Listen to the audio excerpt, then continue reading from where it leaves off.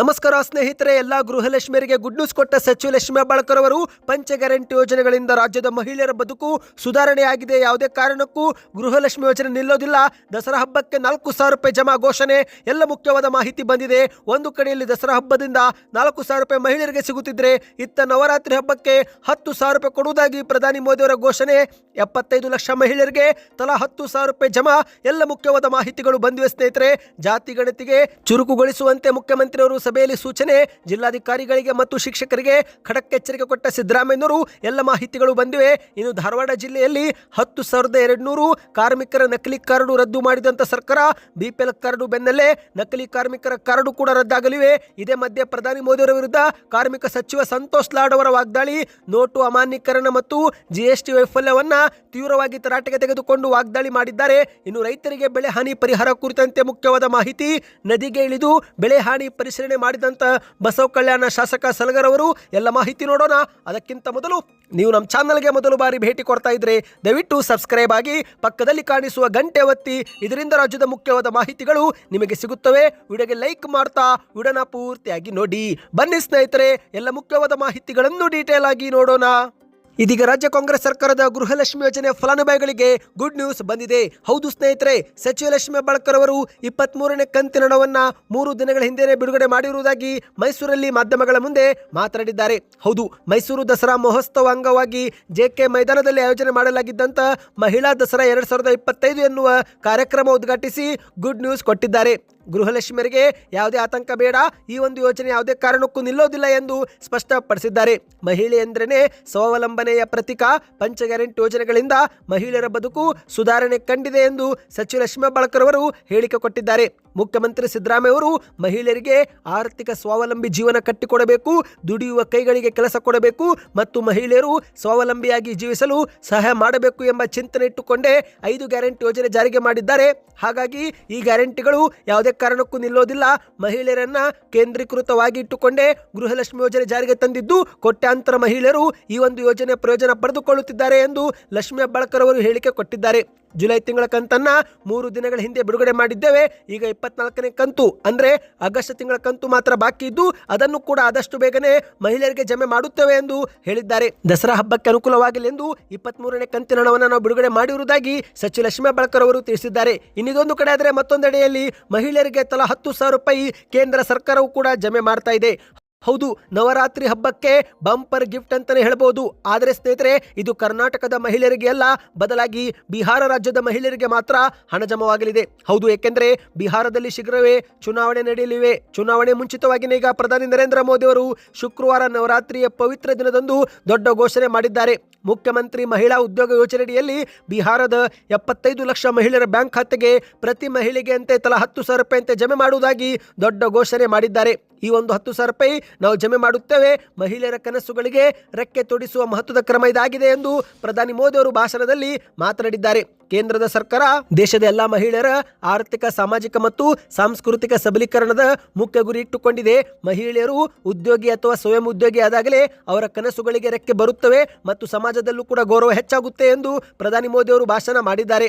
ಈಗಾಗಲೇ ಕೇಂದ್ರ ಸರ್ಕಾರವು ಉಜ್ವಲ ಯೋಜನೆ, ಬ್ಯಾಂಕ್ ದೀದಿ ಅಭಿಯಾನ ಸೇರಿದಂತೆ ಹಲವು ಯೋಜನೆಗಳನ್ನು ಜಾರಿಗೆ ತಂದು ಹಳ್ಳಿಗಳಲ್ಲಿನ ಮಹಿಳೆಯರ ಜೀವನವನ್ನ ಸುಗಮ ಆಗುವಂತೆ ಮಾಡಿದೆ ಎಂದು ಹೇಳಿಕೆ ಕೊಟ್ಟಿದ್ದಾರೆ. ಈಗ ನಾವು ಜಿಎಸ್ಟಿ ದರವು ಕೂಡ ಕಡಿತ ಮಾಡಿರುವುದರಿಂದ ಮನೆಯ ಖರ್ಚು ಕಡಿಮೆ ಆಗುವುದರ ಜೊತೆಗೆ ವ್ಯಾಪಾರಕ್ಕೂ ಕೂಡ ಉತ್ತೇಜನ ಸಿಗಲಿದೆ ಎಂದು ಮೋದಿ ಅವರು ಭಾಷಣ ಮಾಡಿದ್ದಾರೆ. ಇನ್ನು ಇದೇ ಮಧ್ಯೆ ಮತ್ತೊಂದು ಮುಖ್ಯವಾದ ಮಾಹಿತಿಗೆ ಹೋಗೋಣ.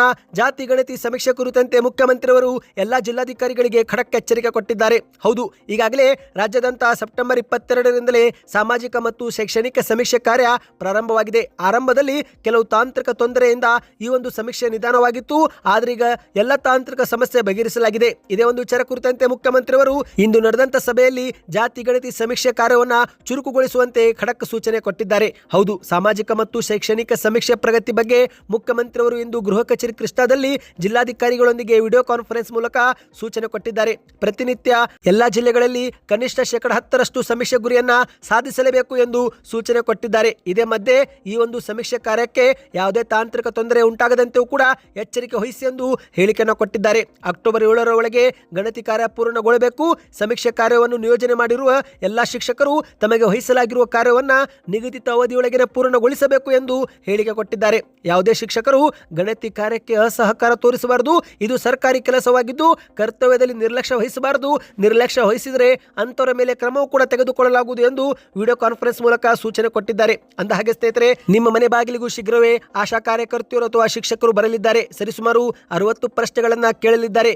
ಮನೆಯ ಮುಖ್ಯಸ್ಥರು ಯಾರು, ಆದಾಯವೇನು, ಕೃಷಿ ಜಮೀನು ಏನಾದರೂ ಇದೆಯಾ, ಆದಾಯ ತೆರಿಗೆ ಕಟ್ಟುತ್ತಿದ್ದೀರಾ, ಸ್ವಂತ ಮನೆನ ಬಾಡಿಗೆ ಮನೆನ ಸೇರಿದಂತೆ ಒಟ್ಟು 60 ಪ್ರಶ್ನೆಗಳನ್ನ ಕೇಳಲಿದ್ದಾರೆ ಸ್ನೇಹಿತರೆ. ಇನ್ನೀಗ ಮತ್ತೊಂದು ಮುಖ್ಯವಾದ ಮಾಹಿತಿಗೆ ಹೋಗೋಣ. ನಿಮಗೆಲ್ಲರಿಗೂ ಗೊತ್ತಿರುವಂತೆ ರಾಜ್ಯದಲ್ಲಿ ಕಾಂಗ್ರೆಸ್ ಸರ್ಕಾರ 10ರ BPL ಕಾರ್ಡು ರದ್ದು ಮಾಡಲು ಮುಂದಾಗಿದೆ. ಆದರೆ ಇದೇ ಮಧ್ಯೆ ನಕಲಿ ಕಾರ್ಮಿಕರ ಕಾರ್ಡು ಕೂಡ ರದ್ದು ಮಾಡಲಾಗುತ್ತಿದೆ. ಹೌದು, ಧಾರವಾಡ ಜಿಲ್ಲೆ ಒಂದರಲ್ಲೇ 10,200 ನಕಲಿ ಕಾರ್ಮಿಕರ ಕಾರ್ಡನ್ನು ಈಗ ರದ್ದು ಮಾಡಲಾಗಿದೆ.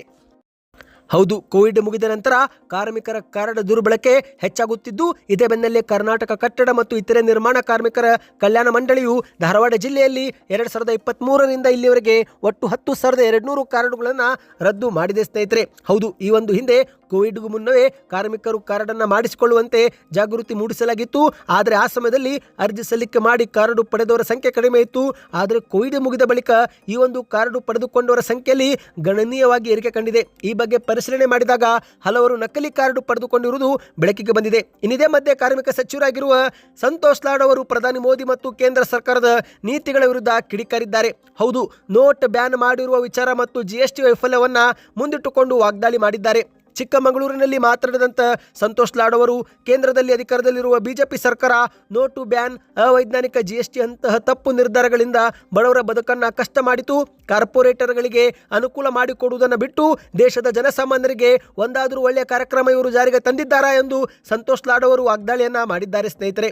ನೋಟು ಅಮಾನ್ಯೀಕರಣ ವಿಚಾರವನ್ನು ನೆನಪಿಸಿಕೊಂಡು ಮಾತನಾಡಿದಂತೆ ಇವರು ಕೇವಲ 50 ದಿನಗಳಲ್ಲಿ 3 ಲಕ್ಷ ಕೋಟಿ ಕಪ್ಪು ಹಣವನ್ನು ಹೊರತರುತ್ತೇವೆ ಎಂದು ಪ್ರಧಾನಿ ಮೋದಿಯವರು ಭಾಷಣ ಮಾಡಿದ್ರು. ಆದರೆ ರಾತ್ರೋರಾತ್ರಿ 15.43 ಲಕ್ಷ ಕೋಟಿ ಮೌಲ್ಯದ 500 ಮತ್ತು 1,000 ಮುಖಬೆಲೆಯ ನೋಟು ರದ್ದು ಮಾಡಿದ ನಂತರ ದೇಶದ ಬಡವರು ಬೀದಿಗೆ ಬಂದು ನಿಲ್ಲುವಂತಾಯಿತು. ಬ್ಯಾಂಕುಗಳ ಮುಂದೆ ಸರತಿ ಸಾಲಲ್ಲಿ ನಿಂತು 130ಕ್ಕೂ ಹೆಚ್ಚು ಬಡವರು ತಮ್ಮ ಪ್ರಾಣ ಕಳೆದುಕೊಂಡ್ರು. ಈ ರೀತಿ ಬಡವರಿಗೆ ತೊಂದರೆ ಆಯಿತು.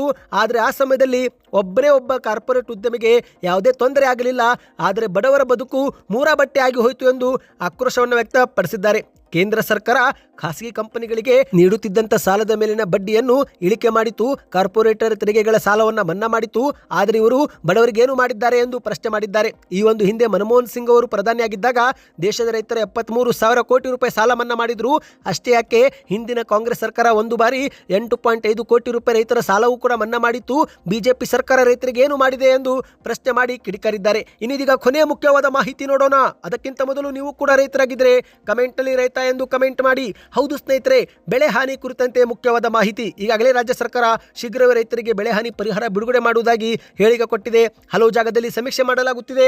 ಇದೇ ಮಧ್ಯೆ ಬೀದರ ಜಿಲ್ಲೆಯಲ್ಲಿ ನದಿಗಿಳಿದು ಬೆಳೆ ಹಾನಿಯನ್ನ ಪರಿಶೀಲನೆ ಮಾಡಲಾಗಿದೆ. ಹೌದು, ಬಸವ ಕಲ್ಯಾಣ ಶಾಸಕ ಶರಣು ಸಲಗರ್ ಎನ್ನುವರು ಉಕ್ಕಿ ಹರಿಯುತ್ತಿರುವ ನದಿಯ ಪ್ರವಾಹದ ನೀರಿಗೆ ಇಳಿದು ರೈತರ ಬೆಳೆ ಹಾನಿಯನ್ನ ಪರಿಶೀಲನೆ ಮಾಡಿದ್ದಾರೆ. ಸದ್ಯ ಈ ಒಂದು ಫೋಟೋ ಸಾಮಾಜಿಕ ಜಾಲತಾಣದಲ್ಲಿ ವೈರಲ್ ಜೊತೆಗೆ ಮೆಚ್ಚುಗೆಯೂ ಕೂಡ ವ್ಯಕ್ತವಾಗುತ್ತಿದೆ.